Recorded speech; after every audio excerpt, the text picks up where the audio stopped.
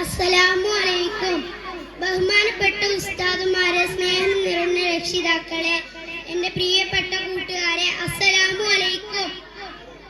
അന്ത്യപ്രവാചകൻ മുഹമ്മദ് മുസ്തഫ സല്ലല്ലാഹു അലൈഹി വസല്ലമ തങ്ങളുടെ ജന്മദിനം ആഘോഷിക്കുന്ന ഈ വേളയിൽ നിങ്ങളോട് രണ്ട് വാക്ക് സംസാരിക്കാൻ അവസരം ലഭിച്ചതിൽ ആദ്യം തന്നെ അല്ലാഹുവിനെ സ്തുതിക്കുന്നു.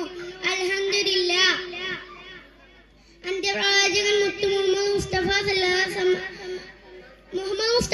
അലൈഹി വസല്ലമ തങ്ങൾ പറയുകയുണ്ടായി, ഏത് പ്രതിസന്ധി ഘട്ടം വന്നാലും സത്യം മാത്രമേ പറയാൻ പാടുള്ളൂ.